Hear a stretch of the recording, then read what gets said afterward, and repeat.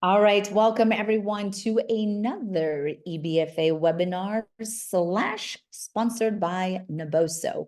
My name is Dr. Emily Slickle. I am a functional podiatrist, human movement specialist, founder of EBFA Global and of Naboso. And it is a pleasure to share with you on this topic of foot posture, locomotion, and the tie that both of these have into longevity. And really my passion is with movement longevity. So of course, overall longevity, but really movement longevity is very important. All right, so our goal as we think about foot posture, locomotion, and longevity is that really the basis of optimizing movement is based around an understanding of energetics. And that's what I want you to carry as the undertone through this webinar is how is energy being absorbed? How is it being stored? How's it being released? That's really the energetics of locomotion. And what role does our foot posture, our foot strength, our foot mobility and stability have on the optimization of locomotion energetics? Okay. If you've taken any of my courses, BTS level 1, level 2, things like that, is the energetics, movement energetics, or really movement efficiency is what I am focusing on when I am working with a patient. And of course, when I work with athletes. So it is going to be a optimized utilization of potential energy as we are moving dynamically. And we understand that the potential energy of dynamic movement is coming from the ground, from ground reaction forces. Therefore, our foot and our foot posture is going to play a very important role in this. Now, just to recap, just in case you have not taken one of my lectures on locomotion energetics, every time we take a step, 5,000, 10,000 steps a day, your foot contacts the ground. As you contact the ground, you're experiencing ground reaction forces. Those ground reaction forces are actually going to be perceived by your nervous system as vibration. So if you think, so I'm hitting my table, that's my foot hitting the ground. Sound, you hear, sound is vibration, right? So ground reaction forces, just like sound, are perceived as vibration. And then that vibrational energy is going to be stored in our system. And then by the time we go through the rest of the gait cycle and we are ready to take a step, we are going to be releasing twice the amount of energy that we brought in. So if we look at the chart and we see here, your impact peak is going to be foot contact. If we're walking, it's going to be heel contact. Heel contact, 1.5 times your body weight, boom, in potential energy, vibration, and energy entering the body. You're going to store it. That's where you see the little divot as it drops down. And then as we rise over here to the active peak, the active peak is actually going to be when your foot is in a rigid lever position. So that is the propulsive phase of gait, when your leg is all the way behind you, is theoretically referred to as the active peak. Here, you are releasing 2.5 times your body weight in energy. So for movement efficiency and really the definition of it for how I focus on it is someone who is truly moving efficiently is able to take the amount of potential energy that is entering, 1.5 times your body weight, store it, double it, and release 2.5 times your body weight in energy when you take a step. So there's this compounding or this doubling effect. Almost like when you think of a stereotypical plyometric, what would that look like? I'm going to start on a little box, jump, land on the floor, and jump on a higher box. That's essentially the potentiation of movement efficiency. That's a plyometric, right? That's you storing and doubling energy, elastic energy, when you do the higher jump. Essentially, that happens every time you take a step. So to optimize this chart of the energetics of movement, we have to think about our foot posture and how it is truly evolutionarily optimized to do this chart. And that is going to be really what this focus is on. So the energetics of movements begins with the perception of the ground, proper foot posture, and intrinsic foot strength. All three of those are going to be required. This is not going to focus anymore on the perception of the ground. I have many, many lectures on sensory side of the foot. We are going to be focusing on the foot posture, which then ties into the intrinsic foot strength component. Okay, so when I say foot posture, if you've never heard that term before, obviously we think of our posture, our standing posture, our seated posture, walking posture, squatting posture, right? Your foot has an ideal alignment, a bony or osseous alignment, which is going to be referred to as our foot posture. Okay, and then foot posture affects total body posture. So this is going to be your biomechanical and your structural foundation. It is our base. It is like the foundation of a home. It is the foundation of our skeletal alignment proximally.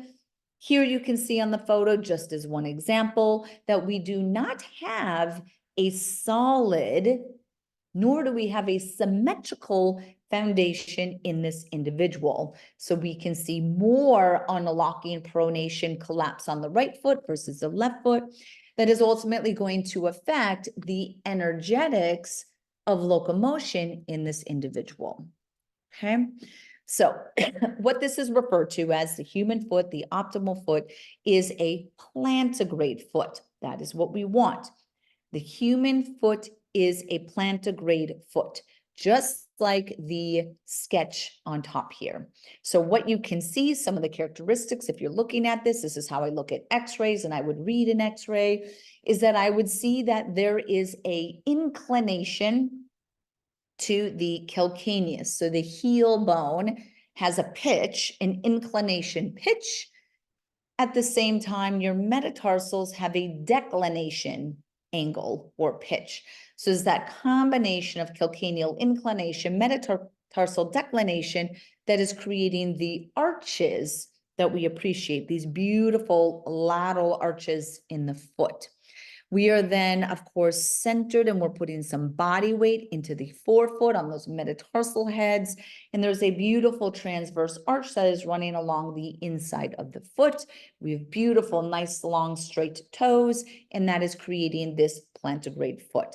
It is also putting an access point or a torque point posteriorly into your Achilles tendon. So the Achilles tendon running through your calcaneus here is going to be a very powerful pivot point or a release of energy in a plantigrade foot or in a human.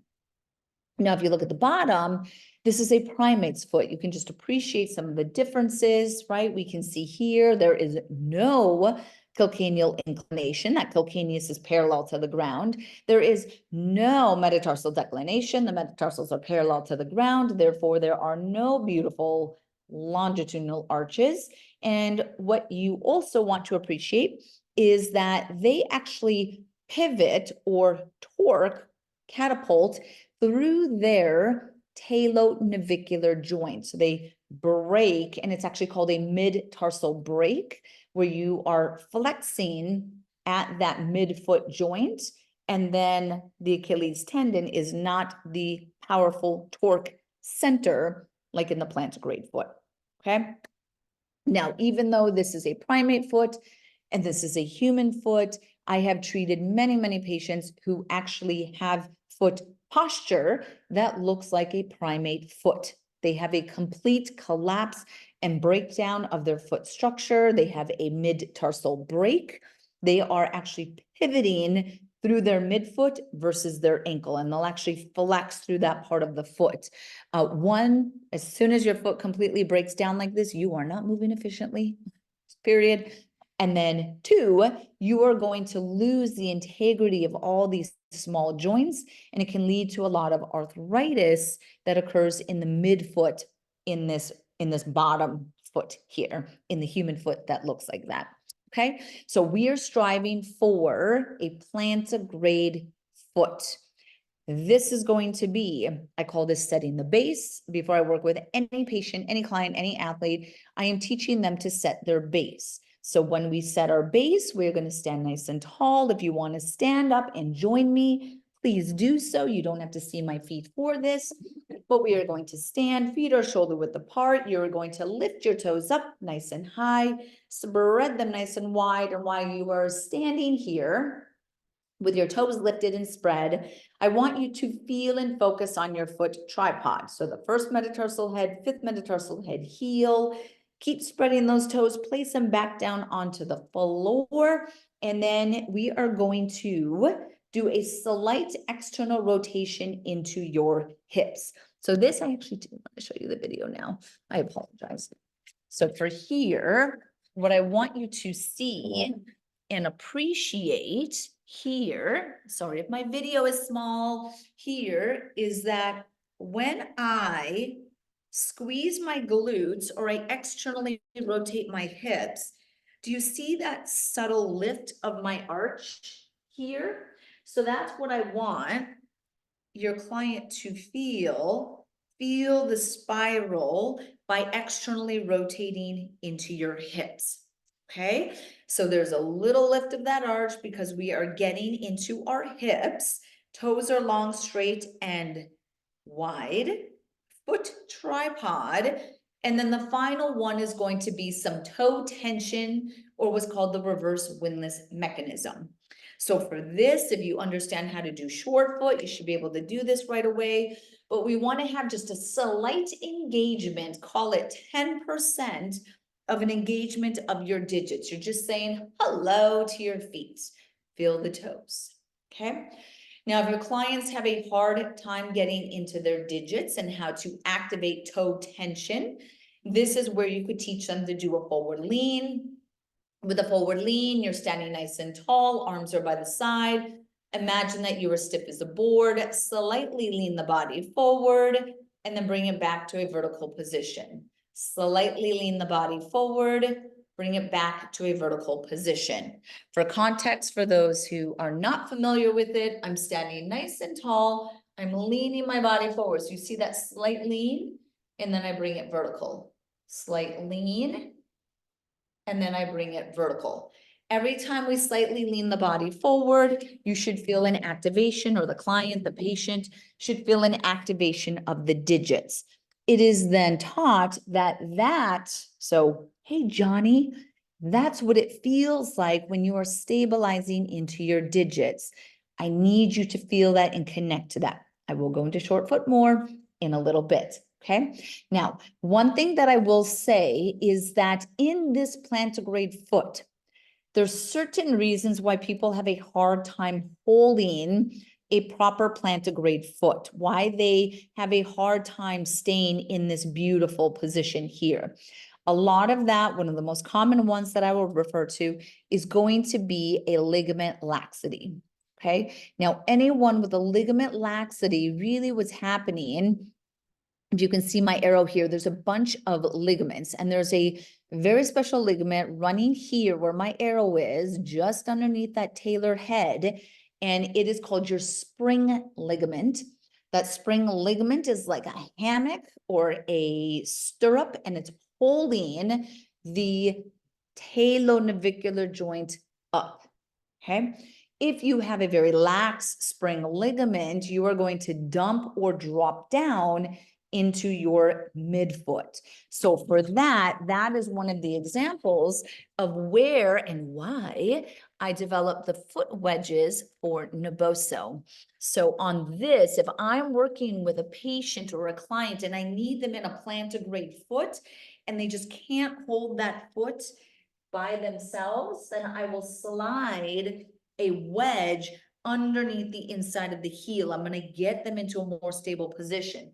I'm going to move it maybe under the navicular itself and have this act like the spring ligament to hold their arch up. Okay, so there's some manipulation of the foot position that we can use with the foot wedges to help them maintain that plantigrade foot. Okay, I'm going to refer to these again in a little bit. Okay. But again, plantigrade foot, very, very important. We understand what it is. We understand how it is different than the primate foot and what starts to happen from a movement efficiency perspective if we cannot maintain a plantigrade foot. Okay, so again, heel wedge to neutral if you need to. Here I'm doing it bilateral with the heel wedges. The toe wedge is 25 degrees.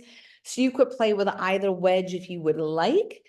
But if they are barefoot and you want to train them barefoot and they have ligament laxity, they're only going to be able to hold that foot plantigrade for so long. As soon as you have them do something else, they're going to collapse back down. Okay, has to do just with the human nature of the conscious mind, right? We can only do one thing at a time. Okay. Now, any sort of weakness or atrophy of our foot intrinsics is going to affect the digits. Now, I'm just going back aside for a moment here. My favorite part, my new favorite part of the plantigrade foot is really focused around this toe tension, toe alignment, just really what's happening in the forefoot. Our digits are so, so important to stability, to mobility, to strength, to power output, to energy transfer. So we really want to make sure that we are keeping those digits as long and straight and flat as we can. The small muscles, you have 26 muscles in the bottom of your foot. And if those guys start to get weak or atrophy, then that is ultimately going to affect your toe alignment and the toes are going to start to curl in. So we want to make sure that we are definitely addressing this, okay? Short foot exercise is a way to keep your intrinsic strong, doing balance exercises, doing things with the foot wedges, doing foot to core. So there's different ways that you can really strengthen those foot intrinsics, okay? As we start to lose our toe flexor strength, we get hammer toes. It's going to affect balance, loss of power at push off, increased pressure at the forefoot. So anyone who says they have metatarsalgia or ball of foot pain, you almost always know that they have an intrinsic atrophy. We should not be dumping onto the ball of our foot, okay? And that's really representing that they've lost their transverse arch. So if your transverse arch, which runs across here, is not stable, then think of it as they're essentially just dropping down. So transverse arch, really, really important. Okay. Now, just one last thing related to the toe flexor strength and balance is that research has shown that there is an age-related decline in toe flexor strength, with the average being 35%. So from a foot posture, locomotion, and longevity, we really need to make sure that we are protecting our intrinsic foot muscles and our toe flexor strength. That at its core, the foundation is what is that client's foot posture. Okay. Now, if you want to increase their toe flexor strength and really target these intrinsics, that forward lean was one that I had showed you. If you do a short foot exercise against the toe wedge, which is essentially what is being done here, is you are propping the toes up 25 degrees and then pushing down into the toe wedge. This is just a modified version of short foot. Research has shown that you get increased intrinsic activation through a extended digit activation such as this. So short foot, like in the photo, you will get higher activation of the intrinsic muscles. I'm all about that. Okay, let's talk about our arches. So the purpose of the arches, our medial arch, our lateral arch, right? So we have here, we have both a medial longitudinal arch, a lateral longitudinal arch. Now, just so you have some fun foot facts and understand it, the navicular is going to be, so the navicular right here is going to be the highest point of your medial arch. The cuboid on the other side is going to be the highest point of the lateral arch. So medial arch, lateral arch, we understand the highest points. We, of course, should understand the muscles that attach to either of these. So along here, attaching to your navicular, your medial arch, is going to be your posterior tibialis. Your posterior tibialis is really the most powerful supinator of the foot. It is the dynamic stabilizer of the medial arch. For those who've taken my courses, you should know this. As soon as the post tib inserts onto the navicular, it fans out and you have 9 attachments in the bottom of the foot. It's actually like a hand that covers the entire bottom of the foot and has a really powerful response to lift the arch and pull you into what's going to be called the lever position. So navicular position, navicular height, is the navicular dropped, is the navicular sitting high? What is the posture of your navicular bone or your medial arch is going to influence the function of your posterior tibialis, right? Your posterior tibialis also is what connects into your pelvic floor and your deep front fascia line. So if we think of foot posture, optimized foot posture, and deep core stability, lateral hip stability, glute activation, it is all connected, right? Excuse me. On the lateral side, your lateral longitudinal arch, that highest point is going to be your cuboid. Your cuboid, which sits right around here. If you guys know the tendon that runs under that, the tendon that runs under that is going to be your peroneus longus. So coming across this way, peroneus longus is a very long tendon, which is then going to run out the outside of your leg, your lateral compartment, into your IT band, into your lateral hip. So it is part of your lateral line. It is also going to continue and be part of your spiral line, which I'll show you by the end of this webinar. So really, from an overall locomotion perspective, our ability to travel through mid-stance and stand on one leg is dictated by your medial and lateral arch stability, the peroneus longus. Again, foot posture, foot posture, foot posture, right? Super, super important. And then, of course, your transverse arch, we mentioned that already, okay? Now, another thing that I had mentioned a little bit is that the plantigrade foot with our arches shifts your axis point, your torque point posteriorly into your Achilles tendon. Now, your Achilles tendon is the largest, strongest tendon in the human body. It is what houses a majority of the elastic recoil when we do dynamic movement, walking, running, jumping. A majority of that 2.5 times your energy release is really coming out of your Achilles tendon. So the optimization of the foot drives your energy posteriorly into the Achilles tendon, and your Achilles tendon is really that catapult response that we need to move efficiently, okay?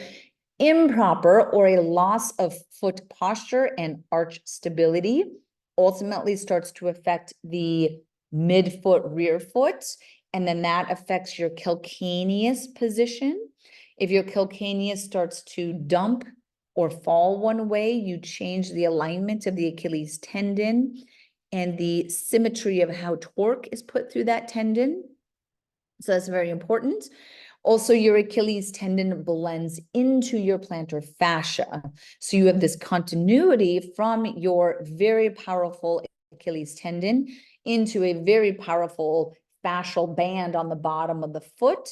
And that is another conduit for energy transfer. That is really your windlass mechanism that is housed in your plantar fascia.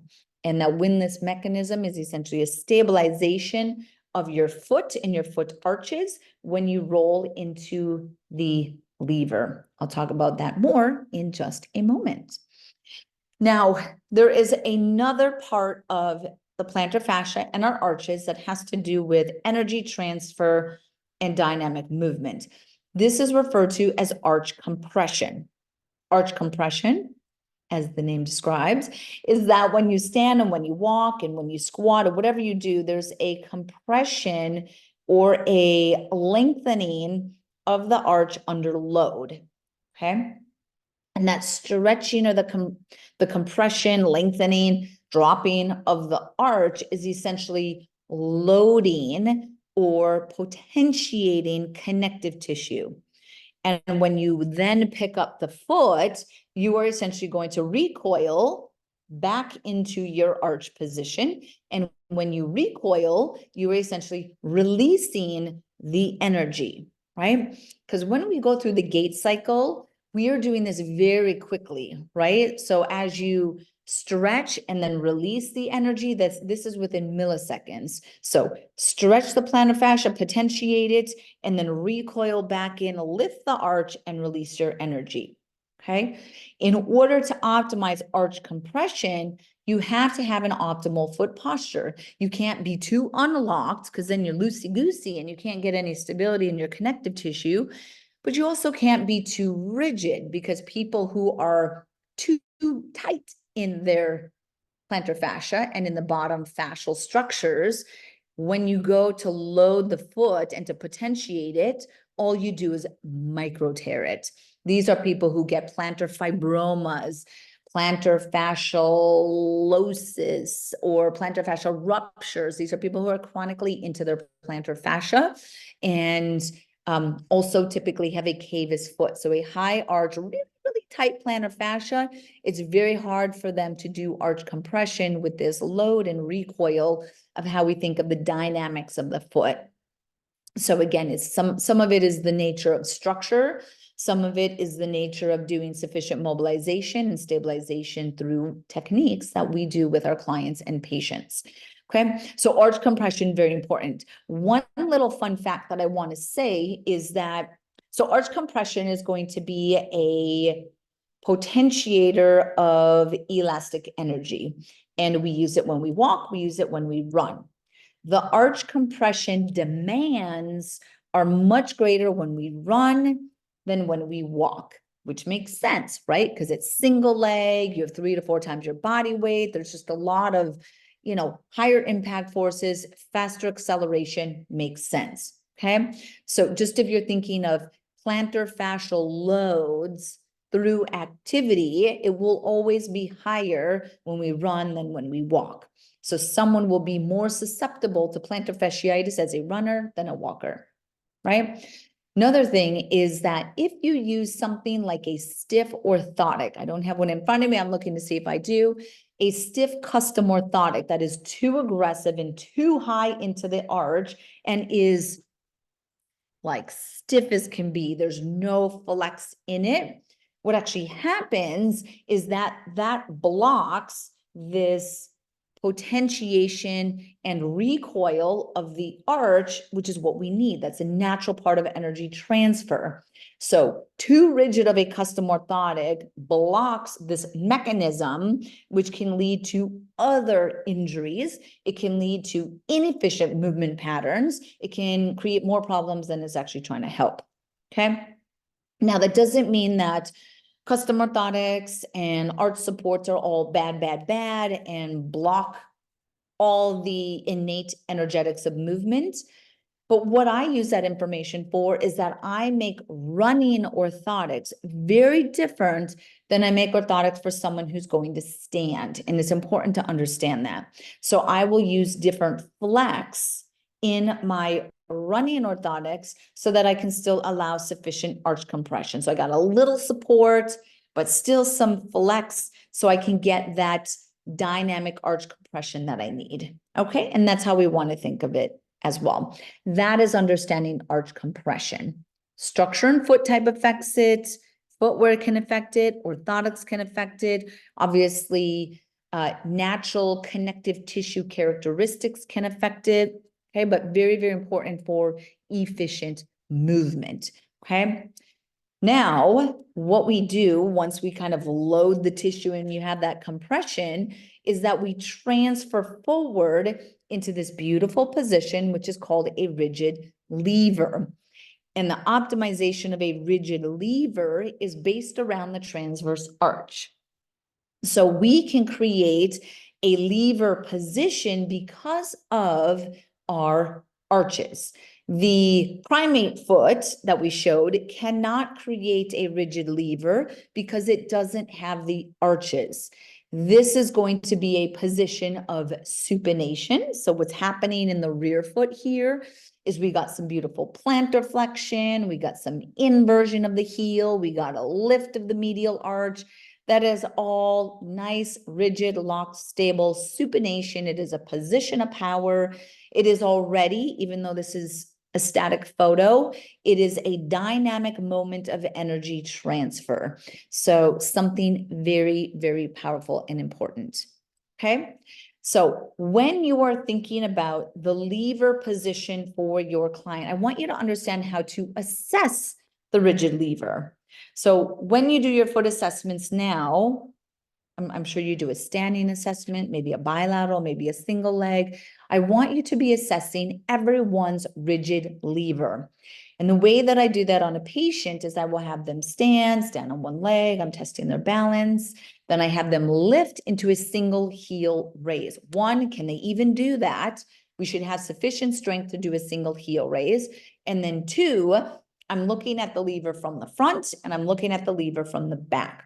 When I'm looking at the lever from behind, I'm looking to make sure that that subtalar joint, the heel, is inverted. I'm looking to see that they're straight across all metatarsal heads, so they're nice and straight across a pivot point. They are connected through all digits. So this is important. Do you actually see how here this lever, they're doing kind of a heel raise on both, but look at all of these contractures. Oh my gosh, right? When I see a rigid lever that looks like this, and I see these digits, all I see is energy leak, loss of stability, increased load to the met heads. This is just going to be an inefficient position of the digits during the propulsive phase of gait. So we need to address these digit contractures. Use toe spacers if you need. Do exercises to really focus on intrinsic strength, release the extrinsics. We want to really build an awareness of long, straight, flat digits. As you roll into the lever, they are staying long, straight, and flat. Okay, very, very important. So you have to do a rear foot assessment of your lever, and then I want you to do a forefoot assessment of your lever. Okay, now what happens when we roll into the lever position here is that, yes, this is the position that we release 2.5 times our body weight, so that's important, right? So just in itself, if you're thinking about force and pressure, is that you should say, oh my gosh, every time I shift into this position, I have 2.5 times of my body weight on this itty bitty part of my foot, the ball of my foot, right? So if I weigh 100 pounds, I have 250 pounds of force on the ball of my foot every time I take a step. Isn't that fascinating? That those small bones can take that amount of load. To me, it's just fascinating, right? So to accommodate for 250 pounds on my feet or on my forefoot, what happens is as we roll forward to take a step, your foot actually widens. Your metatarsal heads splay away from each other and your foot widens. So your metatarsal splay, this widening, is between 3 and 5 millimeters, which doesn't seem like a lot, but everything is a lot. Like a little is a lot in the foot. Okay. So 3 to 5 millimeters, that splay, that widening is an important part of how to stabilize the foot, but also how to balance this load and these forces. Okay. So what happens is as you roll forward to the ball of the foot, widening the foot, you are pulling on the deep transverse metatarsal ligament. This is a ligament that runs from met head, and it connects every metatarsal head to its neighbor.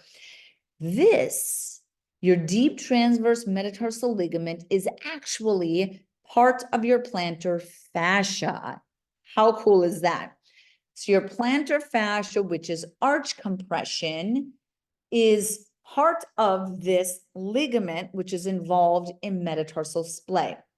So your plantar fascia, as it comes forward, it's going to reach your digits. And as it reaches the base of the toes, it's going to take a turn, and it's going to go like this, and it's going to connect every metatarsal head to the neighbor. This is called a tie bar mechanism. And I want you to understand that a tie bar mechanism is a widening of the forefoot, a pulling of the deep transmetatarsal ligament that is going to potentiate and run down longitudinally through your foot to the base of where your plantar fascia originates. So plantar fascia, cross the arch, horizontally across your met head's tie bar. So it's a horizontal, longitudinal stabilization mechanism of your foot. And it occurs in the rigid lever. That's why your rigid lever is so important, because it is all about really the release of energy, the doubling of energy that is released. So this position, this foot posture position is so important to the optimization of human movement. You can see I get so excited talking about levers, which is kind of crazy. But this is a really, really important part. Okay.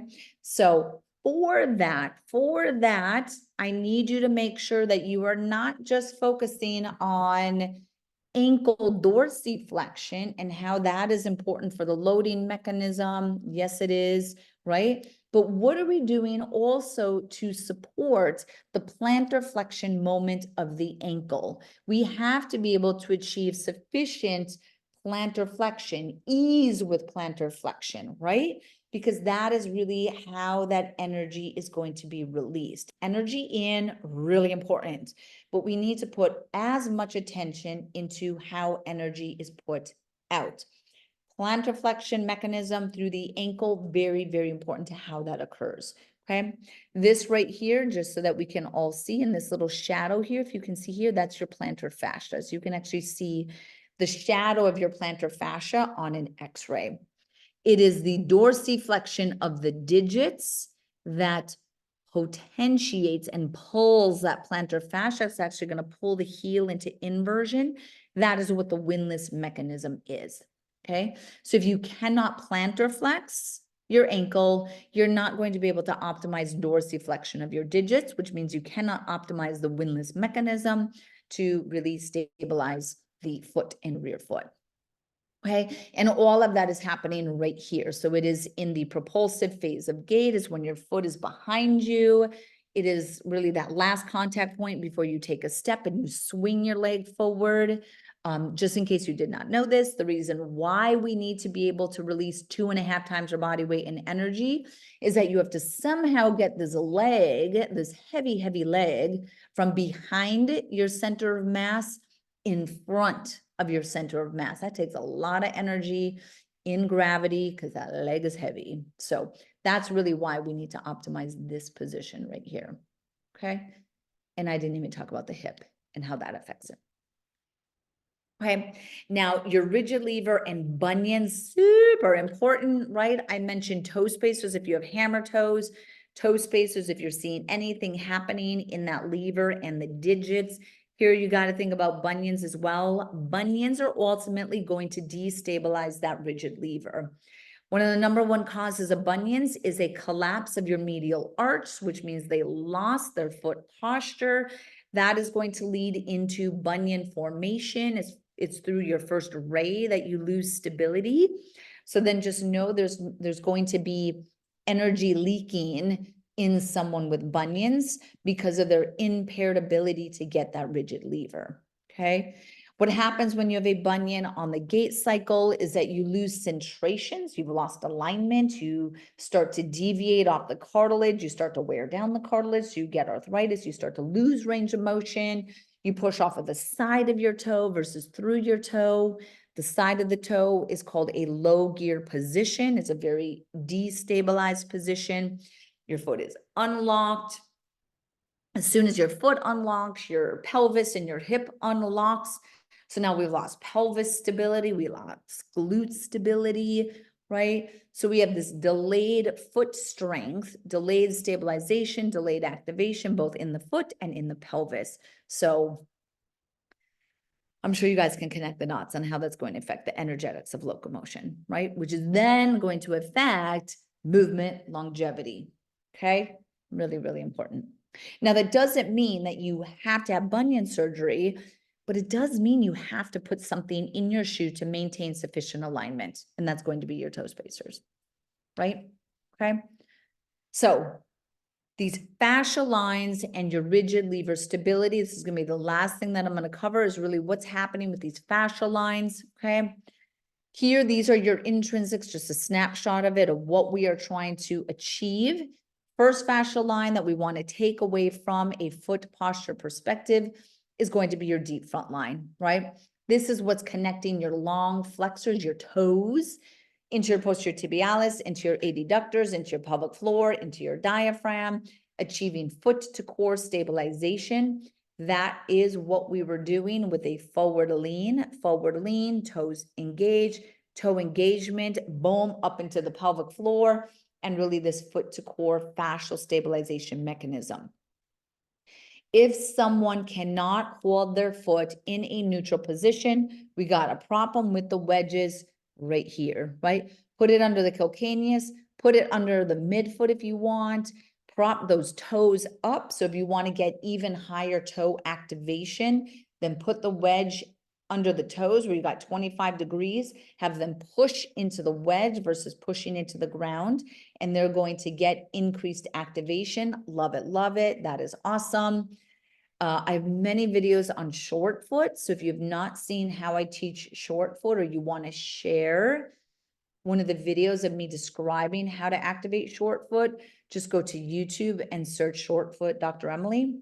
You'll see many videos on it. You can share that with your clients, with your patients. And it really is about coordinating foot, pelvic floor, diaphragm, so your breath with your digits.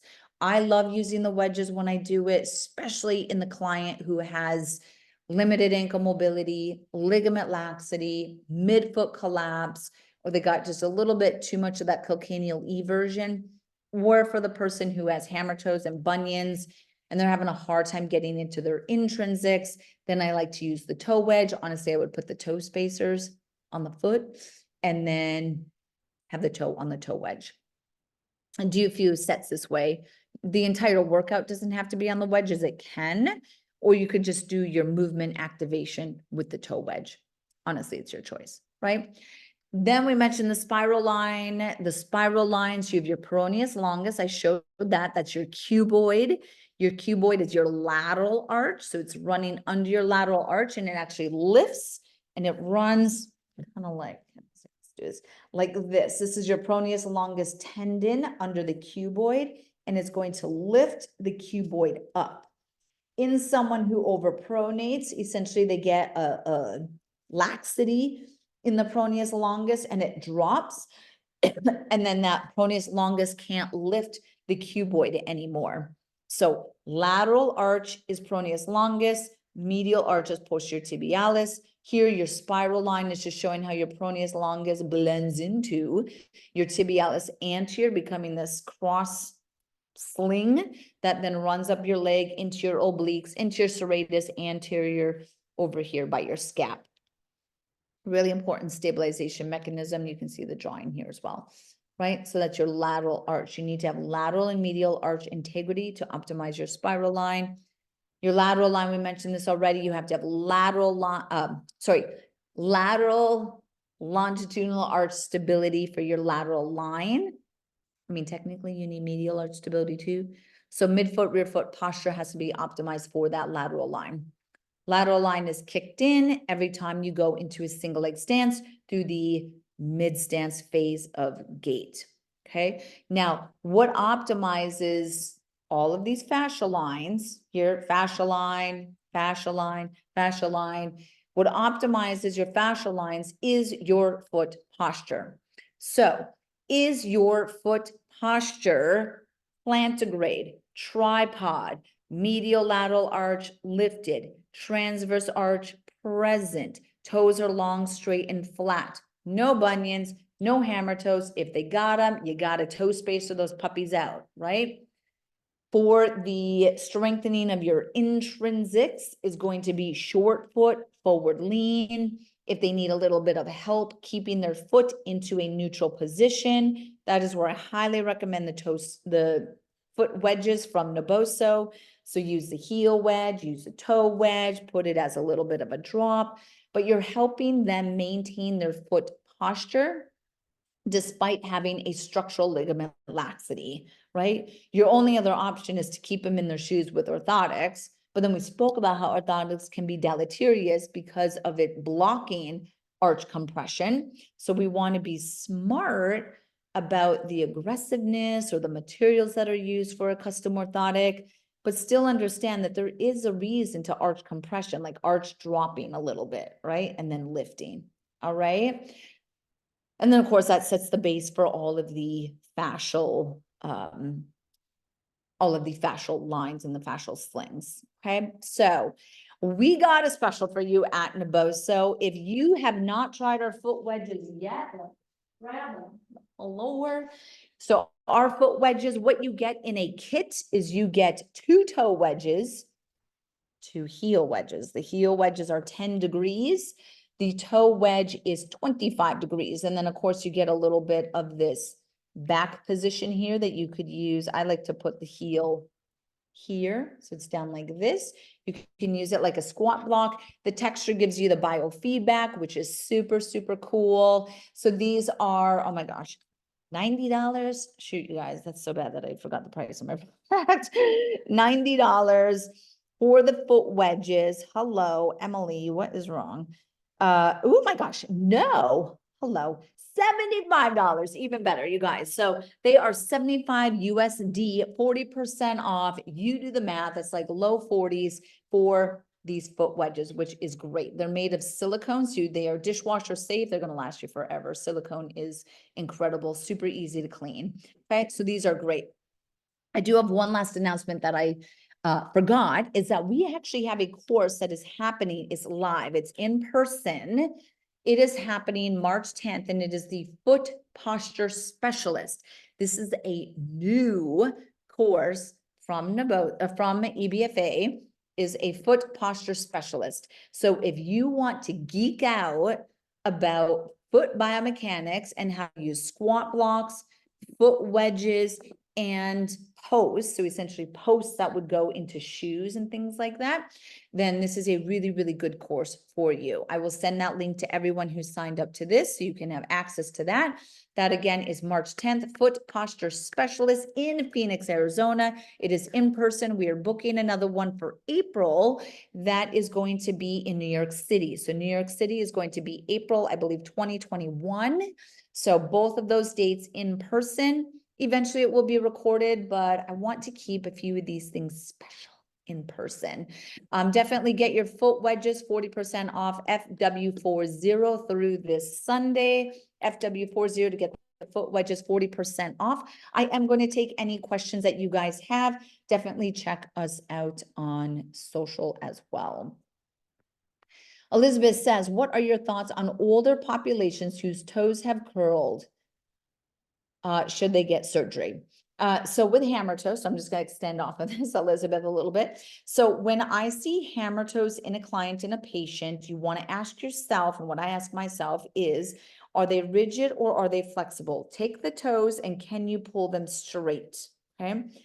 If you cannot pull them straight and they're stuck and you're pulling and they are just stuck, they are rigid. The only way to make those straight is with surgery. Okay. If they are contracted, but you can pull them straight and then they go bloop right back in, then that would be one that those are still technically flexible. Those are soft tissue. They're not osseous. And then there's the ones that look straight, but then dynamically their toes contract. So those would be dynamic hammer toes. And then you got these kind of structural ones. Honestly, it affects balance. It affects power. Hammer toe surgery is super easy. It is highly effective. It is oftentimes, if they're bony, they'll fuse this joint, which sounds like, but if you fuse this joint straight, technically you're supporting the lever mechanism of the digit. So I like it. I like it as a surgeon, and as a functional podiatrist. I like to fuse the PIP joint, or this proximal joint. when you're moving. If it is flexible and you pull it straight and it curls back in, technically you could do a tendon release. It's up to you if you want to do it, but that's how it's done, is they can just, even in the office, like stab release the tendon. I know it sounds awful, but it allows it to release down. You could try a series of toe spacers, releasing to try to get some of that soft tissue contracture to relax. If they're dynamic hammer toes, which means you don't notice them until they're moving, like every time they do short foot or every time they do a heel raise, right? Otherwise the toes sit straight. Those 100% splay them out. Toe spacer, right? So that answered your question. For an older client who has lost weight, she mentions pain while walking due to fat loss on the foot. Would strengthening the arches, like you described, help this? Yes. So what David is describing is what's called fat pad atrophy. Fat pad atrophy affects the ball of the foot and the heel, although more often in the ball of the foot. And yes, we start to lose fat in the ball of our foot. And then sometimes based off of pressure, footwear use, hammer toes, bunions, you can start to shift the met heads just a little bit and kind of shift off of the fat pad where it is. It can be very, very painful. Yes, you want to strengthen the arch, but you also want to use something that is called a metatarsal pad. Typing it in, MetPad, go to hapad.com, MetPad, metatarsal pad, metatarsal cookie, that can help these individuals as well. And they do inject fat into the foot, or a like a Juvederm. You can do fillers into the foot to be a cushion, which is a reality. Those are obviously expensive, but you can start by doing intrinsic strengthening to try to get that transverse arch built up again. Absolutely. And use toe spacers, because any sort of hammering of digits is going to increase retrograde pressure. So you want to make sure there's no hammer toes. Okay. Mike says, is this also coming to Europe? Yes, to be determined. Hang on tight. We'll find a date for Europe. Thank you, guys. Will I be offering any in-person classes in the Chicago area? Again, yes. Honestly, you guys, since COVID, it's just a matter of kind of getting back on the in-person wagon. So if you have anyone who is interested in hosting any of these courses anywhere in the world, please do reach out to me, Dr. Emily at EBFA Global, and I will happily coordinate and book that with anyone who is interested in hosting. Lindsay says, I have a client with Morton's neuroma. She told me that she cannot be barefoot. Would you recommend with her as far as exercises for the feet? So for her, I would very much be recommending the toe spacers, and then a daily release of the foot, and then the metatarsal pad that I had demonstrated. That is where I would start.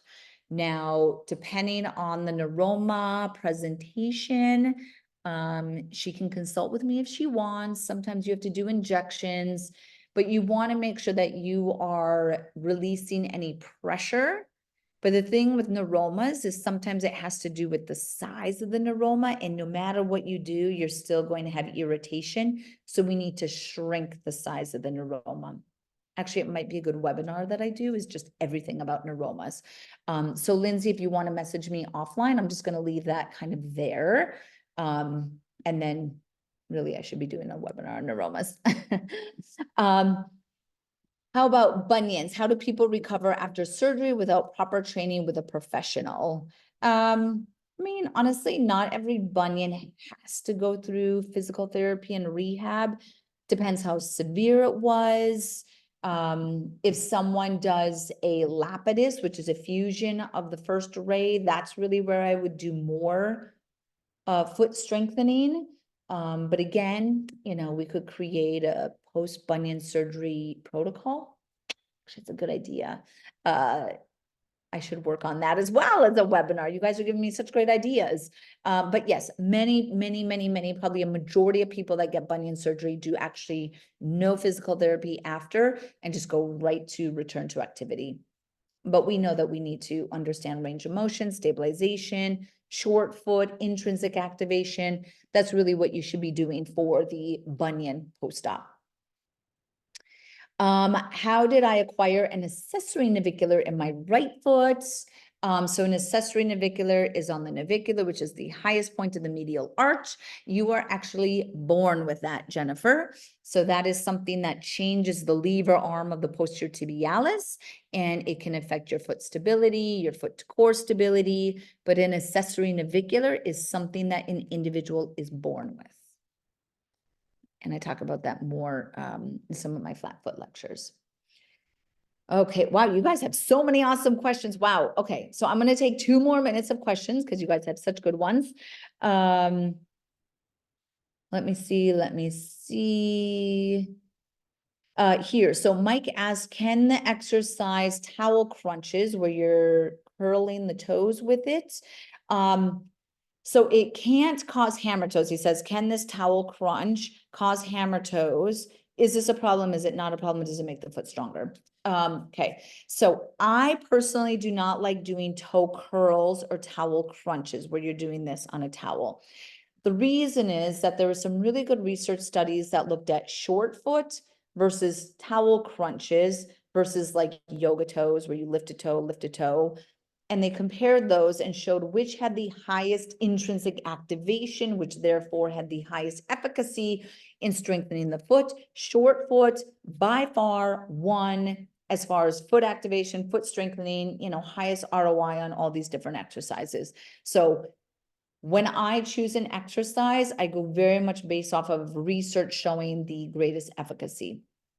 So I'm a fan of short foot. I also do not like to demonstrate this because this is not really how you ever use your foot. You don't curl like this functionally. Therefore, to me, it doesn't transfer to gait. So I don't recommend the towel crunch. Now, I don't want you to think that if you do recommend it, that you're hurting your client or you're doing harm. I just want you to think of what is the ideal toe position that we want? How could we actually choose exercises that favor that position over a curled? Again, it's just how I view it. Okay. Cool. Let me do one more question. Well, this is an easy question. Deanna asks if there's a recording for everyone. Yes, there is. Oh my gosh. Can you damage your plantar fascia by rolling it out or releasing it too much? Yes and no. I mean, you want to be smart about how you release your connective tissue. I'm just going back to here for the code for everyone. Is you want to be smart about how you release your connective tissue. Too aggressive can always have a deleterious effect. I've had people actually injure themselves with percussive guns, no names mentioned, pick a brand, percussive guns where they just pounded too aggressively and then they actually gave themselves injuries. So you always want to be smart. I never live by the philosophy is more is better, right? If some is good, more is awesome, right? No pain, no gain. I just don't live like that anymore. Maybe in my teens and 20s I did. But I don't live by that, and I have seen injuries. So be smart in how you're addressing connective tissue. Understand that it is based off of bringing hydration to tissue. You're not trying to literally break up anything because the research is not strong for that kind of philosophy around it. And yes, you can give yourself plantar fasciitis from it. You cannot break up fibromas through just aggressively ripping into the tissue. If you're not familiar with a fibroma, again, maybe that's another webinar I could do. Fibromas are ball of mass tissue in the plantar fascia. It's actually accelerated uncontrolled cell growth. It's not cancerous in any way, but I try to be very careful around fibromas. So yeah, there were a lot of other awesome questions. If I did not get to them, you guys can email me or shoot me a message on Instagram, dremily@ebfaglobal.com. Everything will be linked through any of the recordings as well. Please send me your questions. I do see patients virtually as well. That is through my website, dremilysplickle.com. Make sure you get your foot wedges, FW40, to get all your fun foot wedges for free. And do check out the Foot Posture Specialist certification. March in Arizona, April in New York City, Europe soon. don't worry. And I'm actually in Japan this week. I'm heading to Japan tomorrow to teach the foot posture specialist to our Asian master instructors. So it will be in Asia as well. I thank you guys so much. Have an amazing day or evening, and I will catch you next month for our next free webinar. Thank you so much.